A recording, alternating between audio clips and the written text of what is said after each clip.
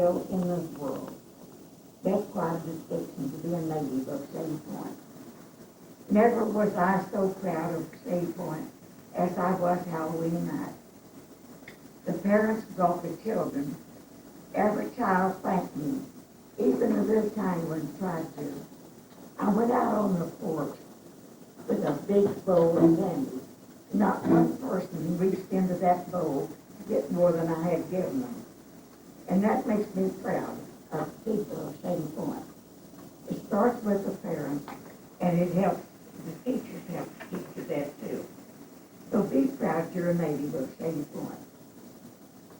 This is my home, and I am proud of it. I'd like to tell you a little bit about the beginning of Shady Point. It was started out west of the highway with low community. The Indians came from Mississippi in boats in 1832. The ones that came here were the Choctaws. So they have a claim to being the first persons in Oklahoma.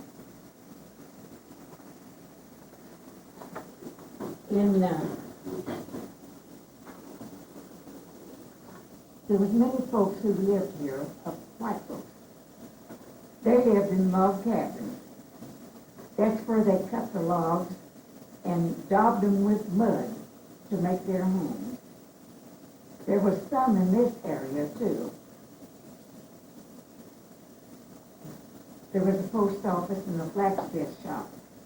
Now, you who don't know what a blacksmith shop is, people take their horses and have shoes put on them. And there was a post office established there, as I have said. The Indians had chiefs. For we have a governor of the Indians. Chief was Shady, who was quite a distinguished Indian chief. In 1898, the Presbyterians built a church. The mission board decided that there were so many Indians and people in this area, they needed education. They appointed Cora B. Lindsay, my aunt. She was to take the Indians first before anyone. They came as free. They were taken in as free. If a white child came, they paid $1 a month to attend. At the attendance got the grade. My mother was appointed to help teaching. They taught the 3 R's, reading, writing, and arithmetic. And I'm sure it was taught to the tune of a hickory stick. And those who had to have a hickory stick went outside and cut it themselves. Their seats were logs. They each had a slate, which is a small blackboard, and a slate pencil. When their assignment was finished, they used a wet rag to wash it off and start their next assignment.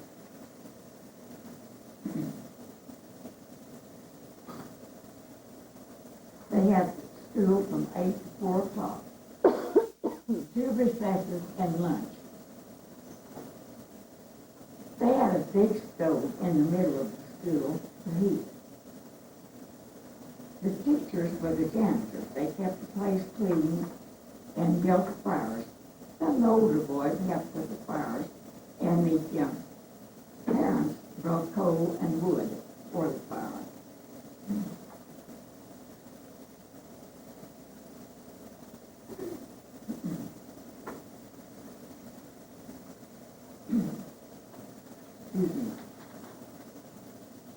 After 9 years of school closed, there was a 2-story Baptist church built, and they held church there for a while. Most Indians moved to Bennington, which is 2.5 miles west. My mother taught there. I have some pictures of that school. In 1894, the Kansas City Railroad built a track from Fort Smith to Poto. The next spring, they built a depot because there was need of folks to go back and forth to Fort Smith.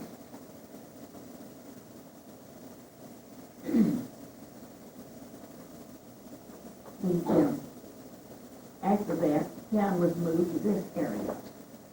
There was 4 businesses, 4 hotels, which were called boarding houses. They were used because the drummers came out of Fort Smith, who were our salesmen now, to take orders for the groceries. They spent the night in these boarding houses. One was where Adrian Smith lived. One was across the street where Dana and Crosby lived. The blacksmith shop was moved from Harrison, and the post office. Having another post office in Oklahoma that was Harrison, the postmaster decided this should be named Shady Point because we had so many beautiful trees and cedars at that time.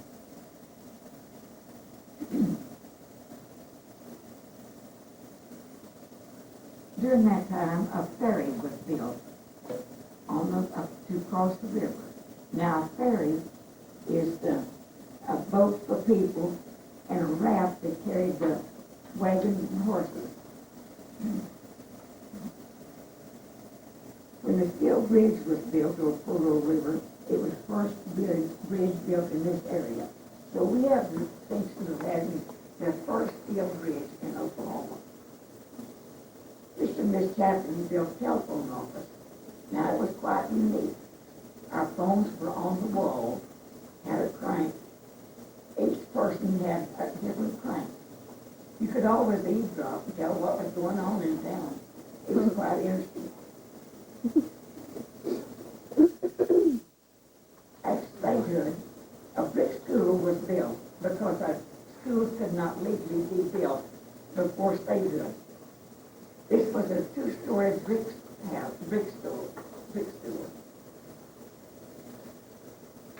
The school was built down close to the highway. They taught 1st through 10th grade, and many that was the only education they ever received. Later, at statehood, the government works progress built a 4-story schoolhouse, this here, on this area. Had a hall through the center. Was used for assembly, for basketball, and would you believe they had a skating rink at that time? In 1933, a rock building was built by the Works Progress, the government. Electricity was put into Shady Point in 1928, gas in 1945. During that time, we used lamps. Many used lanterns. The Presbyterian Philadelphia Church was Church of Christ. These churches had singings on Sunday afternoon. Folks came in their wagons, and that's where they taught us music. And it was quite interesting. When the churches were organized, there was no electricity. Each one came in their wagons, brought their families with their lantern. Over each pew was a nail to hang their lantern. If those families were not there, that part of the church was gone. In 1935, the Assembly of God built their church. The Full Gospel Church was a branch of California-based church. When the coal mines opened in Calhoun, east of town, we had mines east at Calhoun and east of Shady Point. The railroad built a spur of Calhoun. This train had coal cars and 2 coaches. This was during the day of segregation. And you don't know what segregation is. The black people and the white people could not ride in the same car. We had a doctor. My Aunt Cora, her husband was Dr. Lindsay. He had his buggy drawn by a horse. He went from house to house, and who was ill. And I'm sure he treated them with herbs then, because we didn't have modern medicine. At his death, Dr. Harrison moved here. This has become quite a historic town. We've had many who went on to be county commissioners, sheriffs, and have held various offices in the county. When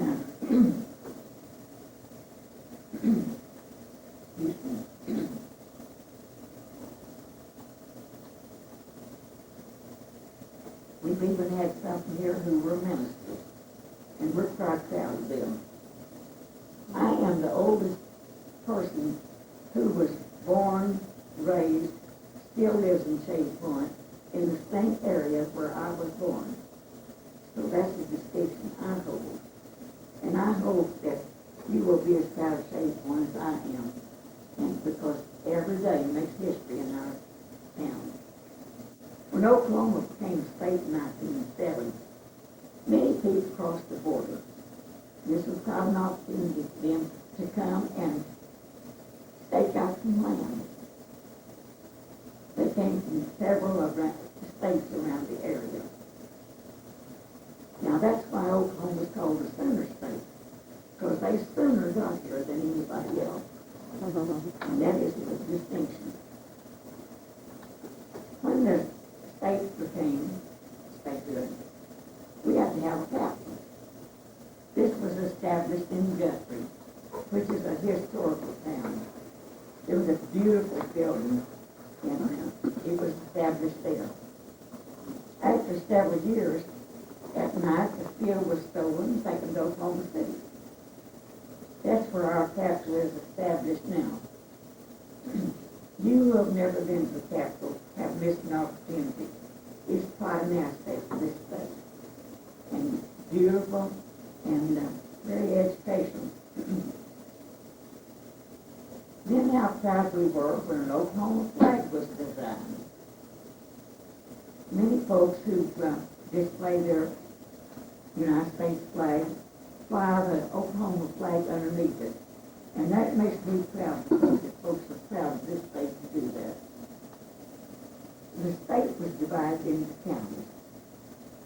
This county was named LaFleur after Greenwood LaFleur, who was a Choctaw chief. At that time we had many Choctaw chiefs. They each had their territory they served. But of all the chiefs that I have read about, I'm sure that Meshuggah was the most powerful. He took care of people. He saw that the Indians were taken care of. And today, the Indians have the claim of being the first people came into this area. They later came into Shady Point. And that's when the schools were established. When in 1917, after statehood,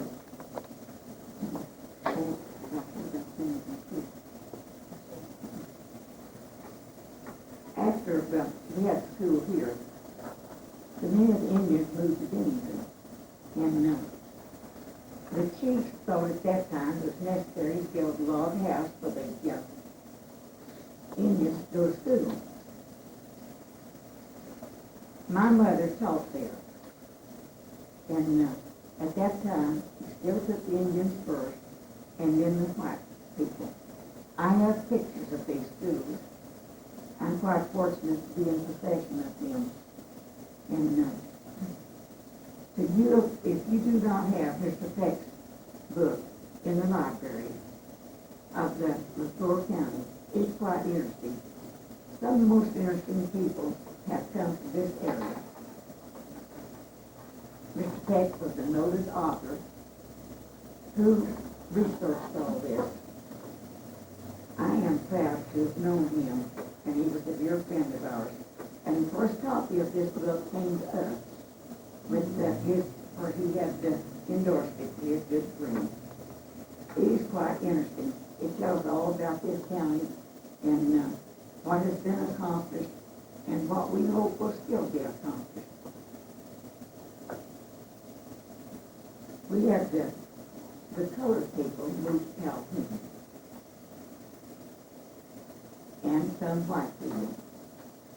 After the train company decided to build a road to Calhoun, the track to Calhoun, and we really don't know where that track was. It was at the edge of the cemetery and between Willie Wild's house and the Assembly of God Church. We rode that train many times. But in today in Calhoun, because that time stores had been established there. George Ollie established the first store there. He was always a good friend of ours. And we would go out there and buy groceries from him. Now, all of you know that the Ollie's Lumber Company now. He came from Syria with his father. His father had what he called a hack. He would come to everybody's house during those days and sell rugs, anything that you needed. And after George started the store out there, he married Jessie Munch. They were quite prosperous and still have children here. I was fortunate to be a friend of the family, and I rode in their car, the first car I ever rode in. And what a thrill, because always we'd gone in wagons. There was a colored church in Calhoun. One family who had a wagon and team let us use it at night, on Sunday night, to go out there. And it was so wonderful to go to their services and see how enthusiastic they were about their religion. And we learned a lot there. And I have these pictures that, if you'd like to see them, you must remember these were quite old. And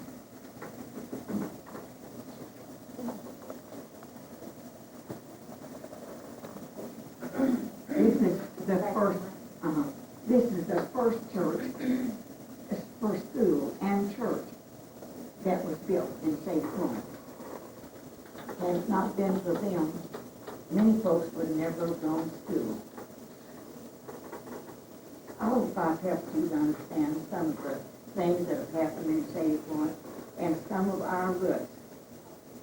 I have always enjoyed Shady Point, and I'm proud to be a citizen of it. Would you like? I know, but I'm